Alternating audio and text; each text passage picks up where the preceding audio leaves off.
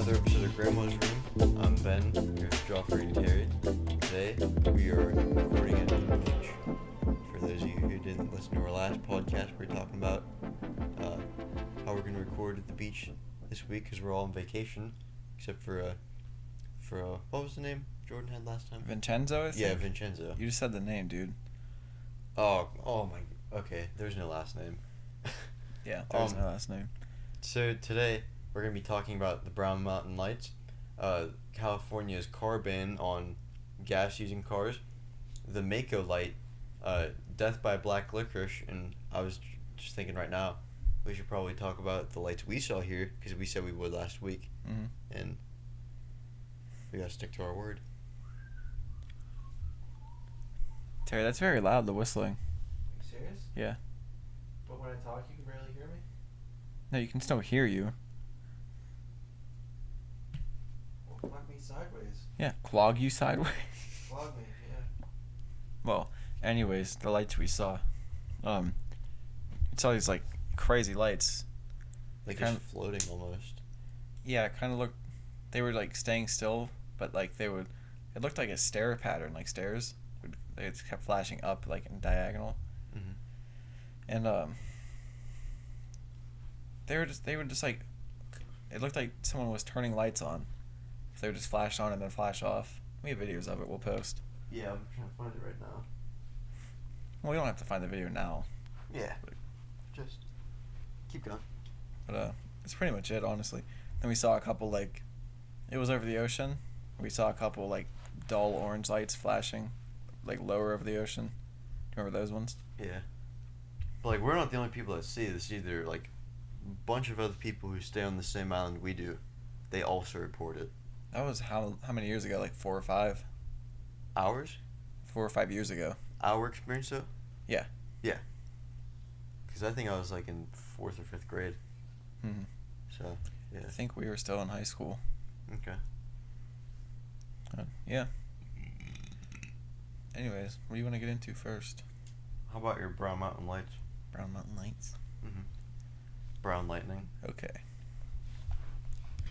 We start, I'll tell you guys a story. In the Morganton area of North Carolina, around Brown Mountain and the Linville Gorge Wilderness area, people have seen strange lights for centuries. Like, there's one of the origin stories of these. It goes back to like a Cherokee tribe. I'll get into that later. And they've been seen as being blue, white, green, orange, or even red. And there are like a ton of theories that scientists have put out there to like say what they are. Mm-hmm. And none of the theories have been proven to explain the lights. Like they would always like propose a plan and then it would just kind of like fall through, be dismissed. Yeah. And they've seen them as orbs of light, like floating through the woods, or just like stationary moving. Some people see like flashes of light, and others see a whole specific area of the woods just lit up with a strange glow. And surveyors in the 1770s wrote of some kind of luminous vapor in the area, and in 1913, the Charlotte Observer, it's a newspaper, there's an article that talked about Morganton Fishing Club members who saw the lights. And in 1922, a U.S. Geological Survey was conducted, and they stated that the people who saw the lights were just misidentifying them as car lights or train lights or just regular stationary lights like on the side of a house. But there was a massive flood that knocked out power and like stopped the railways and everything through the area, and people were still seeing the lights like then, so like they kind of disproved the train lights or any lights really. And in 1771, a German scientist said the lights were just ignited nitrous vapors, but his theory was pretty much almost instantly shot down. They didn't say why it was shot down, but people have seen and continue to see the lights floating across the ground or shooting into the sky. No explanation to this day has been proven. One of the Cherokee legends said that around 1200 AD there was a giant battle between the Cherokee and the Catawba Indians, and the legend says that the lights are Indian maidens searching for their men who died in that battle. I need to stop clicking this thing. And there are also theories that could be aliens. But like I said before, nobody knows. I think the Indian story sounds kind of cool. Mm-hmm. I'm not sure, like, I haven't obviously seen them. I don't know if I really subscribe to the ghost theory of it. I don't know, it just sounds cool. I don't know what I really think of it. So I'll go into some of the stories of people that saw the lights. One person who got a photo of the lights had a very strange story. And he said that it was a large orb that sounded like a helicopter. Can you hear that? Yeah, I can hear them yelling. Oh well. But yeah, our family's. We're in a family house. Yeah, the entire family's here, so we apologize if you hear him. But like I said, large orb. He heard a helicopter noise coming from it. But it flew side to side in a way that isn't possible for any helicopter. I'm guessing he meant like fast, like they usually say the lights go. Yeah. But he said it was shining a light around like a spotlight searching the mountainside. And when it turned its lights off, he saw that it had a triangle shape, like whatever was shining the light, and it shot straight up into the sky until it disappeared. Damn. And when was this? Did it say when it was? It didn't say when. Ah. Which I thought the sound of a helicopter. There's some stories of people that see I know UFOs, what you're talking about. And it'll make a sound that's not right with what it should be. Yeah. Like it's there, like something's trying to cover it up, but like not doing it quite right. Mm-hmm. Like there's this guy in Australia who had some crazy encounter. He said it looked like a fighter jet, but not quite. Like it was off. Like there was something wrong about it, and then it was just flying, like no fighter jet could, but it sounded like a helicopter. Mm-hmm. Like it was just off. It's like if you use like Google Translate, like in Spanish or something like that, like it'll get most of it right, but there'll be that little part where like if you use it like in like a whole sentence, you'll obviously tell like someone who actually speaks Spanish, they'll know something's off. Yeah, like they think whatever's doing it thinks it's getting it right, but it's like everyone that sees it like they're what is that? But I have another story. I think I have. No, I only have one more story. A man and his friend Kelly, who was a man, were at Brown Mountain talking and waiting. They were just hanging around to see if they would see the lights, see if like the legends were true. And suddenly they saw a flicker of light across the gorge from Wiseman's View overlook, and they could see the lights from the town nearby, so they knew it wasn't the town lights. And as they watched, the light got really bright and became like the shape of an orb. And the lights started moving in like a snake-like pattern through like, wow, it's really loud. But like a snake-like pattern through the mountainside, like it's kind of like weaving through the trees. And they said when down the mountainside it came to a stop when it was about in the center of the mountainside, like halfway up. And he said next thing they know, it rose up into the sky above the town, like above the town lights. So they definitely know it wasn't the town lights now. Yeah. And above all the trees. And then they said it shot down extremely fast into the trees, and they could see the light shining through, like it was moving through the forest at like some insane amount of speed. And then when it was about 3/4 of the way down the hill into the gorge, when it like they lost it behind a tree, and then it suddenly shot back up the hill. Jesus what was that? Christ. I don't know. But they said it suddenly shot back up the hill about 1/3 of the way down. So now it's like in the top third of the hill. And then he said it rose up again and dimmed and brightened multiple times until it stayed bright and started making figure 8 movements in the sky. And then it started blinking, and then it got the brightest they'd seen it at all, and then it started dimming, and then it eventually just flickered out. Damn. That was way shorter than I thought it would be. That's what she said. That's all I have in the... Yes, it is. That's all I have in the Brown Mountain lights.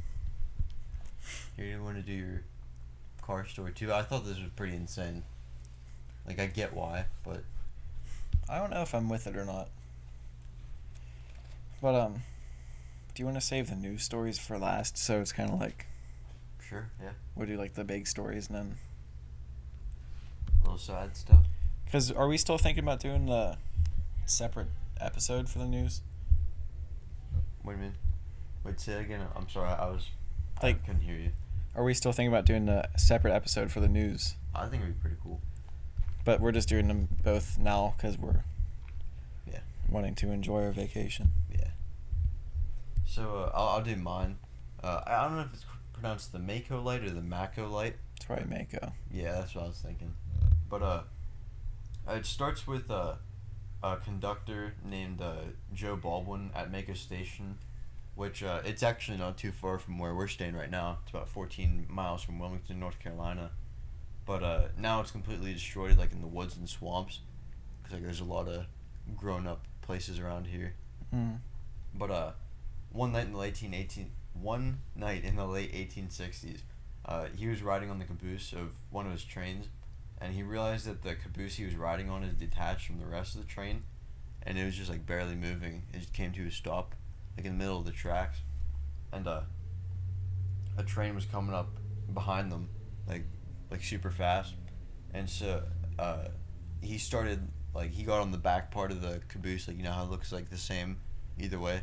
He got on the back and was like waving a lantern, like, you know, trying to get them to stop or like slow on the down. back platform of the Yeah. caboose. Yeah, and If you've seen the Polar Express, yes, you know. yes, but I don't know why he didn't get off, like get to the side maybe. Like get off the tracks and wave his lantern. Yeah, but the train obviously did not stop, and it killed Joe Baldwin, decapitating him, and the drivers, like, no one knows if the drivers even saw him or not, but I mean, if you saw one light moving, you'd think. I don't know. It was never reported as an accident or anything? I mean, it was, but the book I read said that, like, yeah, I they don't know guess. if they saw him or not, or what, or they just couldn't stop in time. But so he gets killed, and one of the stories also goes around is that it decapitated him, and his head went somewhere in the swamp around the tracks, and that it just sunk, like, down in the mush or whatever. But soon after his death, people who lived, like, along the railroad tracks, they started to report seeing a light float about 5 feet above the tracks at night, like a lantern, like holding it up, like, at a person's height, you know what I mean? And there was a crew of workmen in 1873 who watched a second light run into the first light. So, like, the one's moving the one way, and the other light comes the other way, and then they hit, and then they just disappear. Mm-hmm. Kind of like train crushing the guy. You know what I Yeah. mean? And that went on until 1886. But after that, there's an earthquake. I never knew this. There's an earthquake that, like, happened here in 1886, and no one's seen it since then. But the story was only, like, locally known, because, you know, like, it's just like a common ghost story. Like, every town has a ghost story. Yeah, that story's not going to go, like, national.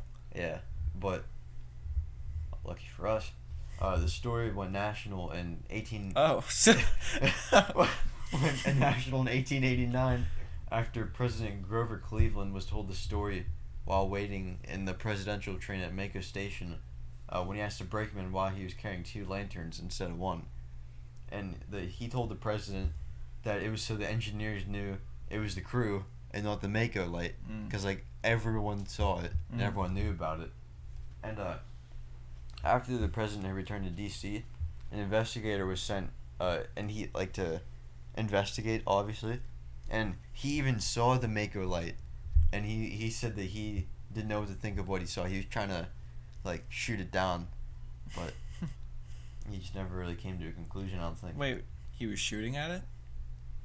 No, he's trying to shoot it down, like the idea that it's a ghost. Oh, okay. Like, he's trying to say there was some natural phenomenon. I can't remember what it's called. Was it, But like mass hysteria? No, the light. Like, the reason for the light being I thought you there. meant why everybody was like... No.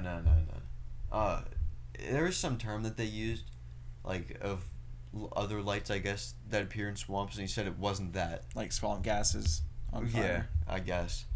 But, another group of soldiers came from Fort Bragg and tried to capture the light. And they tried to like shoot it and kill it, but obviously they're not gonna kill a light. I like how it.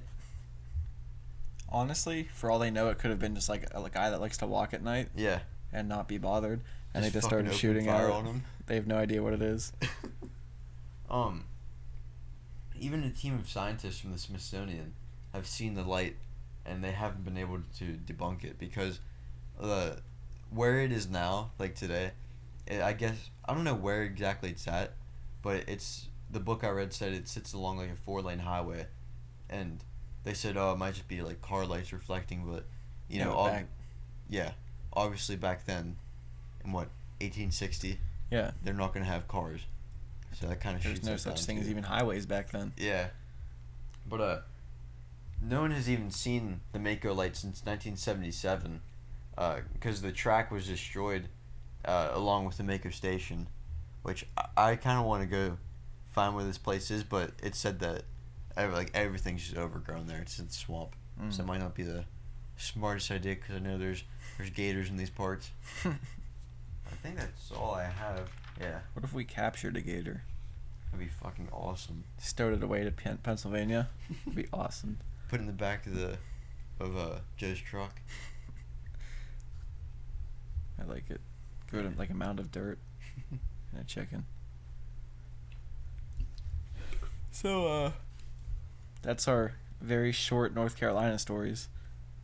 Yeah, I honestly thought that was gonna be longer. I mean, it's a vacation week. Yeah. It'll be okay if it's a little short. But I have 2 news stories. Alright. If you want to hear them. Sure. Daddy-o. This is news. California electric cars. I told you about this, I'm pretty sure. Or you may have told me about it. Yeah. But we both did. Governor Gavin Newsom of California has signed an executive order banning the use of gas cars after the year 2035. So that's 15 years. So it's not like it's tomorrow. Like they have plenty of time to like playing around it, like car dealerships and stuff. Yeah. Some think. What? It's not gonna happen. Yeah, I bet it will. I don't think it will. Why not? The next governor to go in there is gonna say, "Fuck that." But what if they agree with it? No way. Yeah, but aren't they like a I'm just very saying. democratic state? Mm-hmm. I'm just saying right now. My opinion, I don't think it's happening. I bet it will. I think that's crazy. It's gonna. It'll probably be better for the earth. I'm just saying. But My opinion. Your opinion's wrong. But yeah, some people don't think there'll be enough electric cars for everybody to have by then, because there's obviously like They're expensive as fuck. no, I mean like there's like over 100 million people in California. I don't know. It's a lot of people to buy cars, but due to strict like clean air and greenhouse gas requirements in Europe, there's been a huge push for no emissions cars, and China has also boosted their future production, so there's going to be tons of them in the coming years. Here, 39.51 million. Oh, so that's way off. Still a lot of people to buy cars. Oh yeah. Obviously not everyone is, but hundreds of thousands are. But the only way that regular gas stations can survive, obviously it's going to take longer for them to go out of business, because like they're not banning the use of gas cars, it's just the sale. So those cars like that are already gas, they're gonna last for a while. Mm-hmm. But like once those cars start like breaking down, then the gas companies can be like fucked. Yeah. Plus, like, you gotta figure like more people are gonna get jobs like working on electric cars. Yeah. Like whenever you start breaking down like in a regular car, like, what are you gonna do? Unless you know how to do it yourself. Yeah, it'll create another market of like electricity stations. That's the way they're saying a lot of gas stations could survive, is switching over to mostly just charging stations. Mm-hmm. Which like a mom and pop. Yeah, that'd be kind of weird to see, because like it doesn't happen right now. Like the really small places get it. Well, that's what I'm saying though. Like those big places, they probably wouldn't be able to do that as easily. The big places? Yeah. Why? I feel like they'd have more invested in the stuff they have right now, and it'd be harder to go rip all those out. Well, I mean, the huge businesses, they have plenty plenty of money to do that. I guess. Like a Sheets and a Get-Go, they would have plenty enough. I would think at least. They're like billion-dollar corporations. Mm. Yeah, I get that. But yeah, fuel cell vehicles. There could be, because like, they're not just electric cars aren't all the same. There's fuel cell cars, which they run on hydrogen, and they turn it in. Oh, like a jet? Let me look. There's like, fuel cell vehicles. They turn hydrogen into like electric energy. Dude, people have been doing that since like the 60s. Fuel cell cars. Yeah, have you seen them? They're freaking sweet. No, the only emissions they leave is water vapor. Jade Leno has one. It's like almost silent. I can't remember what it is. Or it's a Chrysler. From the 60s. Yeah, it's sweet, dude. I wonder how those didn't take off. I don't know, dude. They run on an element, hydrogen, not like and they leave water vapor. Yeah. I wonder what the world would be like today if those took off instead of gas. But yeah, hybrids also won't be allowed For real. because they also run on gas and electricity. Yeah. So no, they want no combustion engines being That's sold. a little overboard, don't you think? I don't know. Yeah. But people could still go out of state and buy traditional gas and just transfer the title into Yeah. California unless states around them start doing that too, and then it'll just be like a pain in the ass Mm-hmm. to go out and get an electric car from a different state. Dude, people are gonna... Dude, it's gonna be like Prohibition. I don't know, but pure prohibition was pointless. There is a point. I see the point for it. That was more of a joke than being serious. I'm also tired now of it. Yeah. So I get it, but I don't get it. I don't agree with I telling. understand it, but I don't agree with it. Yes. I don't agree with telling people what they can and can't do, Yeah. but I like the idea of no emissions. That's all I'm gonna say on it. It's the libertarian in us. Mm-hmm. What? I like cars way too much to be worried about emissions. Yeah. Someday people are just gonna be racing electric cars, Terry. Someday I'm gonna still have my gasser in the garage. Someday I'm gonna get my Trans Am. 77. Someday one of us may be a woman. On Saturday, Nah. I'm gonna go home and rev the shit out of my Camaro and drain the whole gas tank in 5 minutes. You're gonna poison our house. Yeah, I'll set the monoxide detectors off again. Do you guys want to hear about a Black Licorice death? Sure. Death by candy? Was it the sweet relief? Sweet relief? Yes. Or sweet It was release. the sweet embrace of death. Sweet release of life. A construction worker, Terry, Shit. in Massachusetts, loved black licorice. He wound up eating himself to death. Black licorice contains glycergic acid, I think it's called, but it can cause dangerously low potassium levels and imbalances in your electrolytes, which you need to live. The FDA says that as little as 2 ounces a day for 2 weeks of black licorice can cause heart rhythm problems for some people.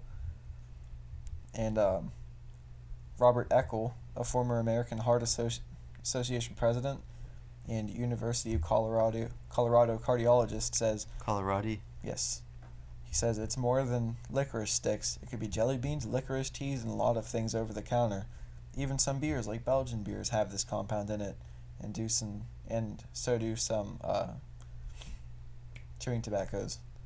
A few weeks before this construction worker's death, he had apparently switched from red licorice to black licorice. I don't know why. Black licorice sucks. I like black licorice. No, it doesn't suck. It's just not as good as red licorice, I think. I Do you really ever- like the red licorice. Do you ever have the black licorice gum? No. Oh, that is good, dude.